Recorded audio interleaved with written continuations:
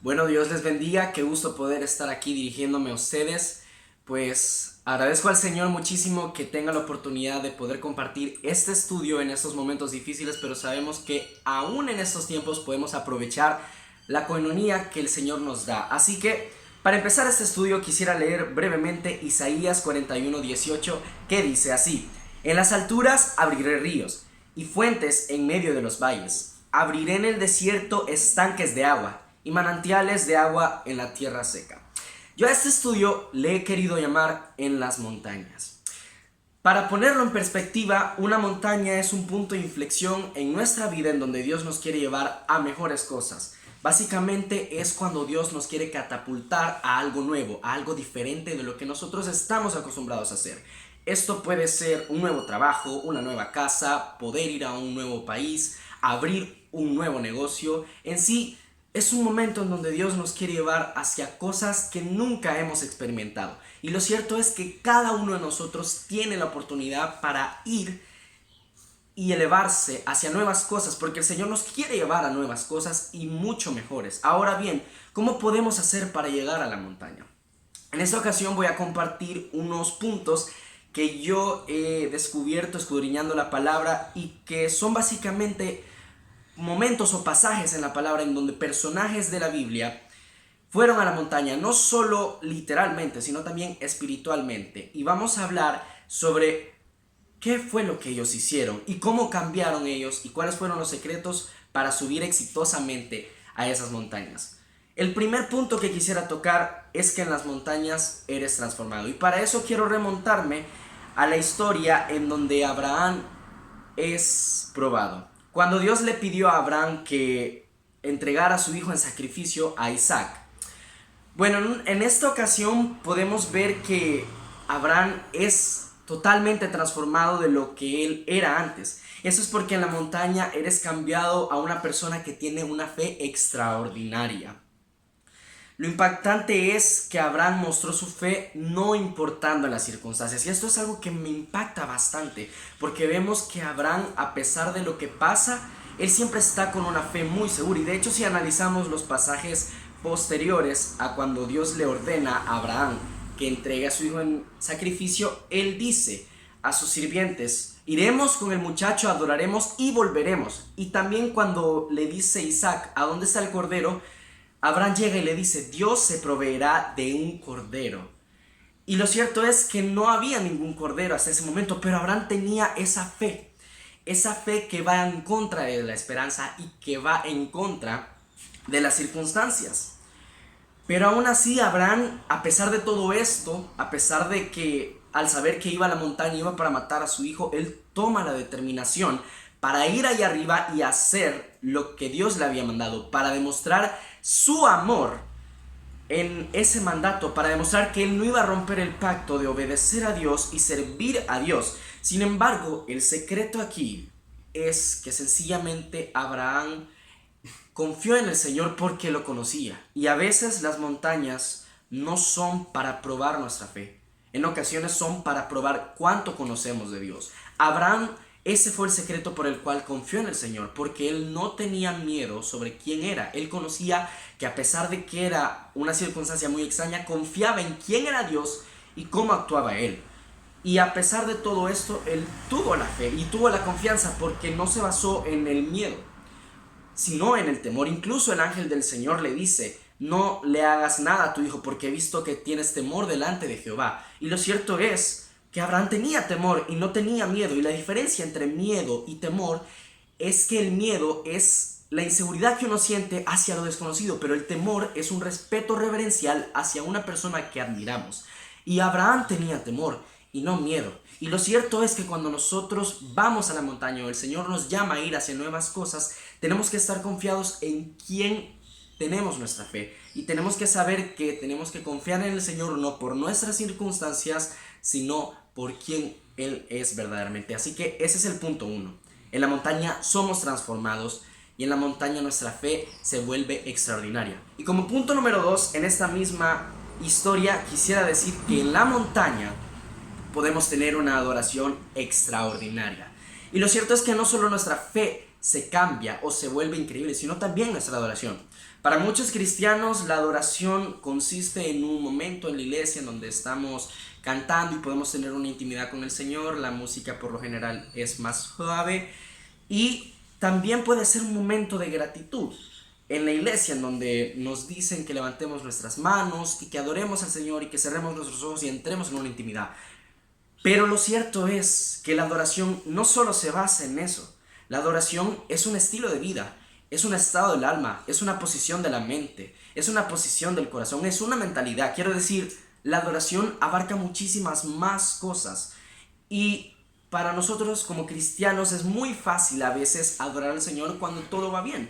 Digo, cuando tenemos buenas calificaciones, en el caso de los jóvenes, en el caso de los adultos, cuando nos va muy bien en nuestro trabajo, nuestras ventas están más alto de lo normal, o en sí todo está progresando como nosotros esperamos. Pero llega un punto en el que no va todo según nuestro plan, y ahí es cuando tenemos problemas para adorar al Señor. Sin embargo, creo que como cristianos esto no tendría que pasar, porque si es así, entonces al final no estamos adorando a Dios por quien es, sino estamos adorando solamente el poder de Dios. Y ese fue el secreto de Abraham. Abraham adoró a un Dios no por sus circunstancias, sino por él era, sino por quien él era en su vida. No adoró a un Dios por su poder, sino por lo que significaba. Y ese es el propósito de la adoración. Como tercer punto, en la montaña Dios provee. A veces los cristianos malentendemos la frase de Jesús donde dice: si tuvieras fe como un grano de mostaza, podrías decirle a ese monte: muévete, y se moverá. Y muchas veces nosotros oramos diciendo: Señor, mueve las montañas. Creemos que por tener fe en ausencia de problemas vamos a tener ausencia de problemas. Y lo cierto es que no es así. Porque si tuviéramos ausencia de problemas en nuestra vida, eso demuestra que el enemigo está satisfecho con lo que él está haciendo en nuestras vidas. Cuando hay oposición en tu vida, es porque verdaderamente estás obrando de manera correcta, y hay oposición porque el enemigo no quiere que tú cumplas el propósito que el Señor tiene para tu vida. Pero lo cierto es que lo estás haciendo.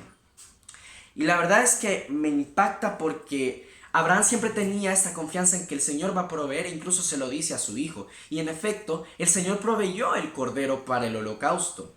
Y muchas veces nosotros como cristianos decimos: el Señor es mi proveedor.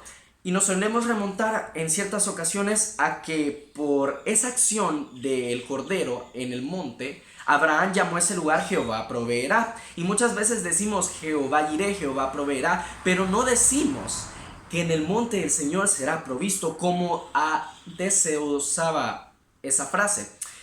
Y la mayoría de cristianos decimos: Señor, mueve las montañas. Pero Dios no quiere cristianos cómodos o que estemos en nuestra zona de confort, porque si no caeríamos en ser cristianos light, ser cristianos ligeros que vamos a veces no a la iglesia, a veces oramos, a veces no. El Señor quiere cristianos transformados. La santidad en eso consiste, no en gente aburrida, sino en gente transformada. Y en lugar de decir: Señor, mueve las montañas, deberíamos orar con la fe que tenemos o decimos tener: Señor, ayúdame a escalar las montañas. Queremos ser provistos y bendecidos. La pregunta es: ¿a dónde? En la montaña.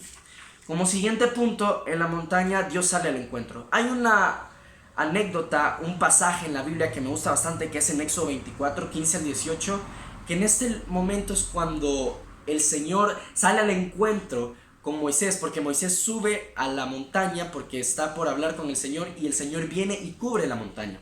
Pero me interesaba mucho porque hay un versículo en específico que dice que Moisés entró al monte y una nube lo cubrió, pero no fue hasta el séptimo día que Moisés entró a la nube porque el Señor se lo ordenó. Y yo me preguntaba: ¿por qué, si el Señor ya había puesto sobre la montaña esa nube, por qué hasta el séptimo día Moisés pudo entrar? Y la respuesta es sencilla: el Señor quiere que lleguemos a una altura considerable en las montañas para revelarse a nuestra vida. No es como si simplemente decidiéramos tener la determinación para decir: ok, voy a emprender esto, voy a aplicar para esta beca, voy a tratar de hacer este negocio, y automáticamente el Señor se va a revelar a nuestras vidas. El Señor no funciona así. El Señor primero quiere tener un encuentro con nosotros y que nosotros lleguemos a una altura en la cual podamos decir: ok, aquí ya no puedo volver atrás, y el Señor también sepa que ahí donde ya estamos ya no podemos volver atrás. También otro punto que quisiera decir como quinto punto es que hay que reconocer cuáles son las montañas en nuestra vida. En Josué 14:12, Caleb le dice al mismo Josué que le entregue el monte del cual el Señor habló en aquellos días, un monte que había prometido el Señor para Caleb.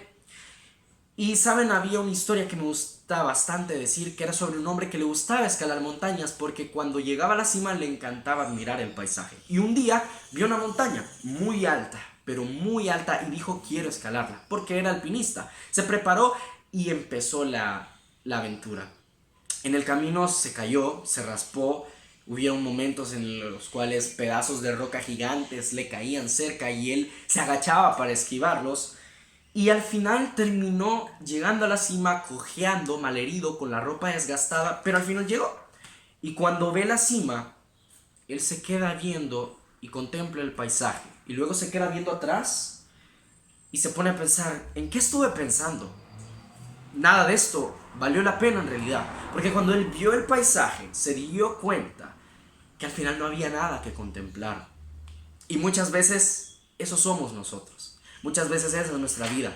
No sabemos verdaderamente lo que queremos y a veces creemos que lo que queremos es lo que al final va a ser y al final no es lo que esperamos. Tenemos que pedirle el discernimiento al Señor para saber cuáles son las montañas que Dios quiere que escalemos. No todas las situaciones que se ven difíciles en tu vida valen la pena lucharlas.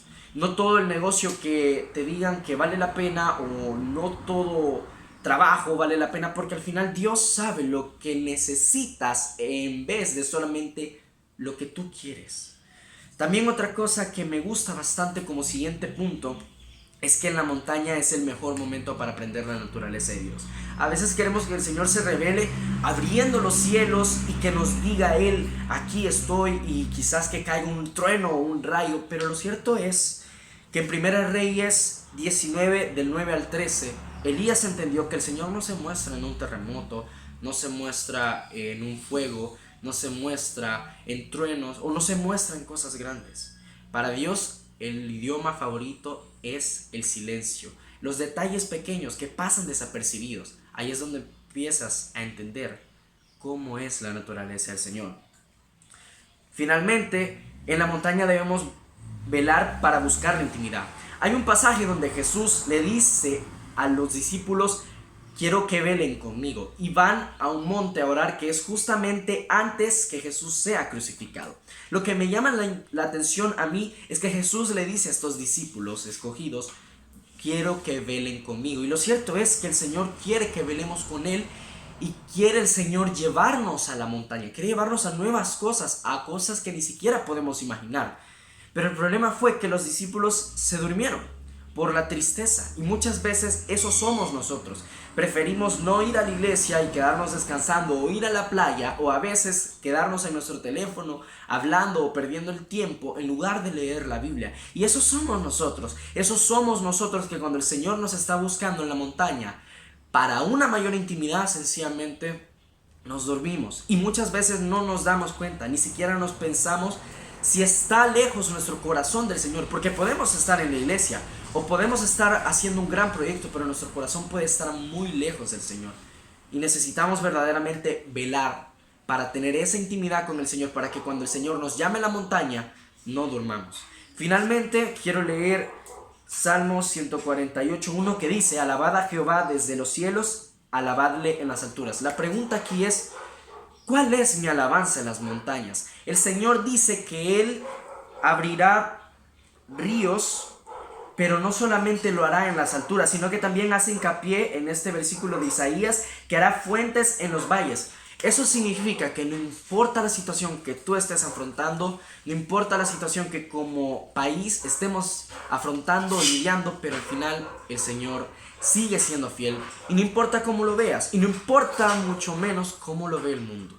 Seguimos esperando que el Señor haga grandes cosas, pero si nosotros queremos hacerlo, tenemos que dar el paso siguiente. Tenemos que decir: Señor, yo quiero subir a la montaña, y tenemos que tener una actitud agradecida. No importa cómo se vea, no importa si nos sentimos cansados cuando estamos luchando para llegar a los sueños que queremos cumplir o a los lugares que Dios ha prometido para nuestra vida. Hay que hacerlo, porque esos son los verdaderos cristianos. Así que pensemos muy bien cuál es mi alabanza en las montañas, y pensemos muy bien cuáles son las montañas que Dios quiere que escalde. Así que este es el estudio, mantengamos la fe, no desmayemos, no importa lo que hagamos en el mundo, pero el Señor sigue siendo fiel. Y Él dijo que en el mundo tendremos aflicciones, pero que confiemos porque Él ha vencido al mundo. Y eso implica toda potestad, toda plaga, toda enfermedad, toda escasez y todo lo que pueda venir aquí. Así que espero que este estudio sea fructífero. Si ustedes quieren compartirlo con alguien más, háganlo. Es un gusto poder dirigirme a ustedes. Que Dios les bendiga y les envío un fuerte abrazo y un gran saludo. Cuídense.